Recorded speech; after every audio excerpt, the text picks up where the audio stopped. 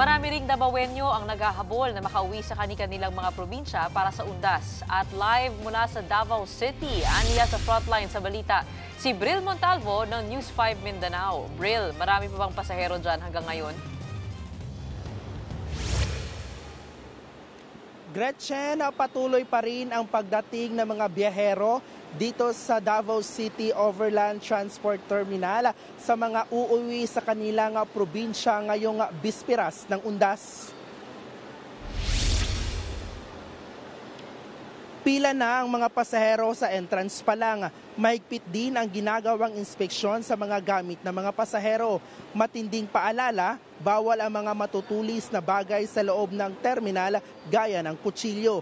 May mga alagang hayop naman na pwedeng isakay sa bus gaya ng aso at pusa. Pero dapat may maipakitang vaccine card. Ayon sa pamunuan ng terminal, sapat ang mga bus dito na bebiyahe ngayong undas. May ibinigay din kasi silang special permit sa mga bus company para sa mga karagdagang biyahe.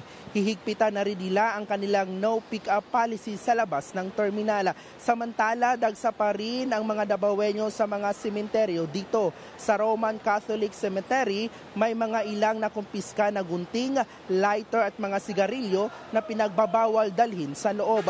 Nag-deploy din ang Davao City Police ng higit 1,000 pulis na magbabantay sa mga sementeryo ng lungsod.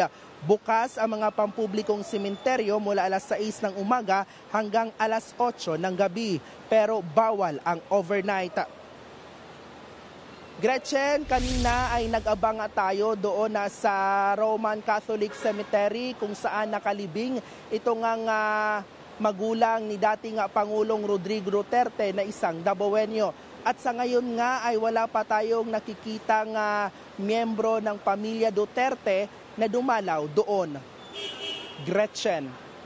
Abangan pa namin ang update mo mula dyan sa Davao City. Maraming salamat, Bril Montalvo. Mga kapatid, Mean Los Baños po, huwag magpahuli sa mga balita at impormasyong dapat ninyong malaman. Para sa mas malawak na balitaan at diskusyon, mag-follow at mag-subscribe na sa social media pages ng News 5.